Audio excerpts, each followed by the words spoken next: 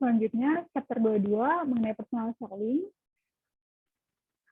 Sebelum kita membahas lebih jauh atau lebih dalam terkait personal selling ini, mungkin saya akan membahas scope dari personal selling itu sendiri, di mana pada pengertiannya, personal selling merupakan metode penjualan yang dipersonalisasi menggunakan interaksi orang ke orang antara perwakilan penjualan dan calon pelanggan untuk memenuhi atau mempengaruhi keputusan pembelian pelanggan.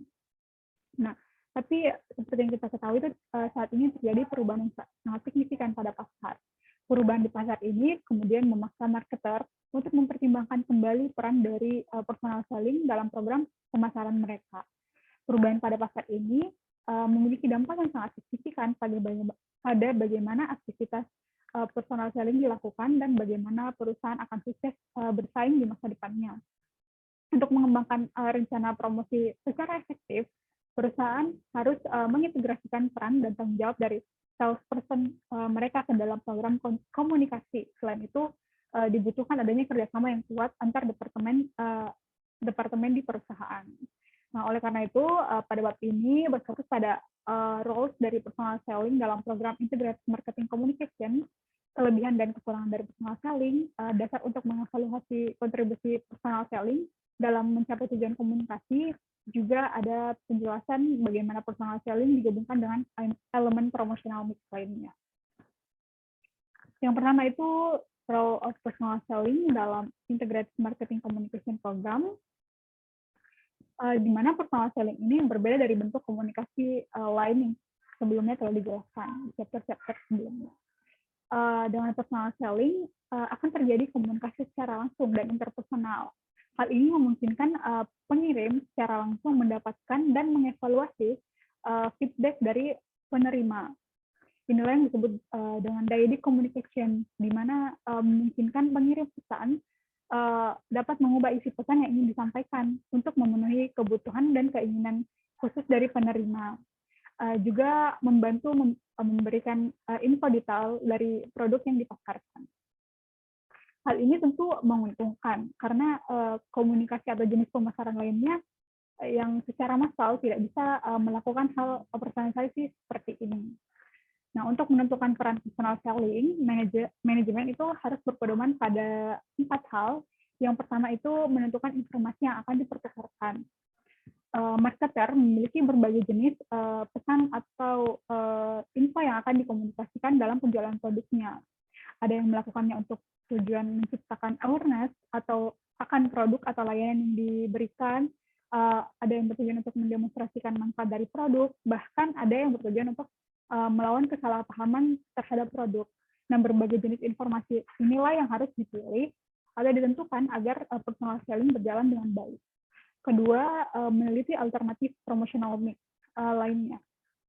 Seperti yang kita ketahui, setiap promotional mix ini, misalnya sales promotion, support media, dan lain-lain, menawarkan keuntungan dan kekurangannya masing-masing. Begitu dengan personal selling, yang merupakan pilihan alternatif yang mungkin saja menawarkan keuntungan tersendiri, namun di lain sisi, personal selling juga bisa saja kurang tepat dalam beberapa situasi, sehingga diperlukan adanya penelitian alternatif promotional mix yang efektif.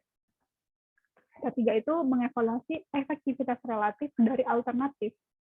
Jadi alternatif yang dipilih itu kemudian dievaluasi apakah efektif atau tidak dalam menggantikan personal selling. Misalnya kita meneliti iklan dapat melakukan pekerjaannya lebih baik dalam menyampaikan pesan dan dapat menjangkau orang lebih banyak dibanding personal selling.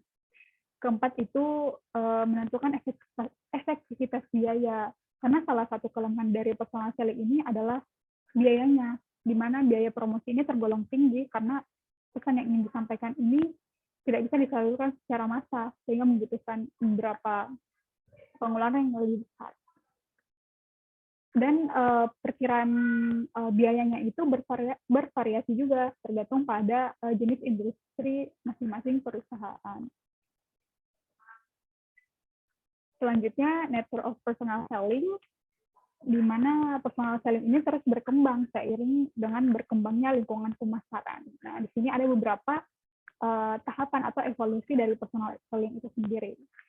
Pada pada awal pertama, personal selling itu yaitu provider stage, di mana pada saat ini personal selling merupakan aktivitas penjualan yang terbatas hanya pada menerima pesan dan menyampaikannya kepada para pembeli. Contohnya ini kayak sales people atau SPG ataupun sales yang ada di toko-toko retailer.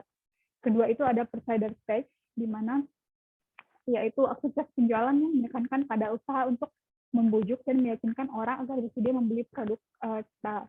Contohnya itu dealer-dealer mobil, sales-sales yang dealer mobil.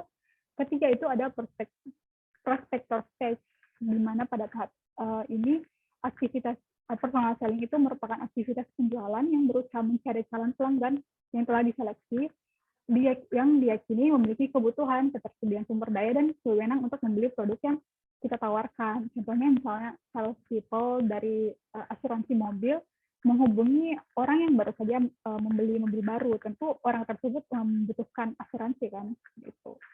Keempat, problem solver stage, di mana yaitu aktivitas penjualan yang mencakup usaha menyelesaikan kebutuhan pelanggan dengan produk yang kemudian dapat memecahkan masalah pelanggan tersebut.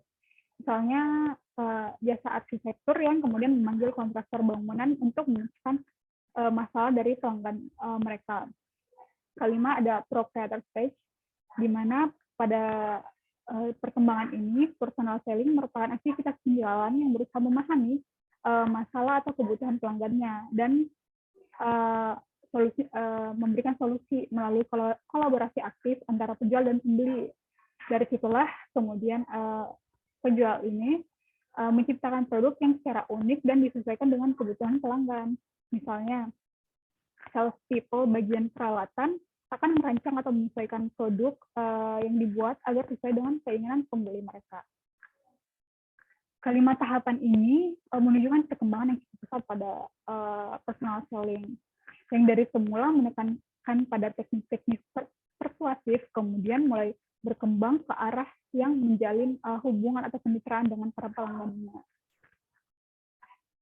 Nah, ini berikut adalah penjelasan tentang evolusi dari personal selling dan contoh-contohnya yang mungkin bisa teman-teman baca. Selanjutnya ada peran baru dari personal selling itu sendiri. Seperti yang disebutkan sebelumnya, bahwa dunia bisnis itu sedang mengalami perubahan atau transisi yang sangat cepat. Nah, akibatnya itu peran dari sales force atau sales people akan berubah secara signifikan. Maka dari itu, sales people harus memperoleh peran yang baru agar tugas ini tetap efektif. Artinya, selain menjadi penyedia informasi atau demonstran, sales people atau sales force ini akan terlibat dalam beberapa hal, misalnya surveying, map making, guiding, sama fire starting. Nah, pada survey ini di mana diharapkan sales people ini lebih mengedukasi diri untuk mencari tahu terkait pelanggan mereka, bisnis pelanggan mereka yang mereka tuju, sehingga mendapatkan pengetahuan lebih dalam. Nah, pada yang kedua itu map making, di mana mereka ini perlu menyusun rencana strategi penjualan, kemudian bersama pelanggan mendiskusikan apa yang diinginkan pelanggan tersebut agar sales people ini bisa memberikan solusi, kemudian strategi yang sebelumnya telah disusun bisa direvisi sesuai kebutuhan mereka. Nah, ketiga itu ada guiding, di mana mereka bisa meng-guide atau mengarahkan pelanggan mereka dengan memberikan incremental value atau nilai tambahan kepada pelanggan dengan cara mencoba untuk mengidentifikasi masalah apa yang sedang dihadapi pelanggan, dengan kemudian melihat opportunity yang ada. Kemudian disinilah mereka menawarkan opsi atau solusi kepada pelanggan mereka dengan produk yang ada. Keempat ada fire starting, di mana melibatkan pelanggan dan mendorong mereka untuk berkomitmen pada solusi yang ada. Selanjutnya pada relationship marketing, di mana sales people modern ini berusaha membangun hubungan simbiosis jangka panjang dengan klien, dengan pembeli, di mana mereka bekerja sebagai penyedia solusi dan juga menjadikan pelanggan ini mitra. Istilahnya daripada berfokus pada penjualan jangka pendek, salesperson ini kemudian mencoba untuk membangun ikatan jangka panjang kepada konsumennya dengan alih-alih hanya menjual saja. Pada saat ini itu departemen penjualan kemudian bekerja sama dengan marketing untuk menggunakan teknik database marketing dalam memahami pelanggan mereka. Hal ini yang disebut dengan Customer Relationship Management atau CRM, yaitu suatu proses bisnis dan juga teknologi pendukung dalam melakukan aktivitas targeting, acquiring, retaining, dan juga pemahaman dan kolaborasi dengan pelanggan. CRM ini telah berubah dan berfokus pada keseimbangan manfaat bagi pembeli dan penjual. Banyak perusahaan-perusahaan yang kemudian telah menggunakan alat CRM untuk mengumpulkan database, misalnya terkait proses behavior pelanggan mereka, dan lainnya untuk misalnya mempertimbangkan profitabilitas mereka ataupun menentukan strategi ke depannya.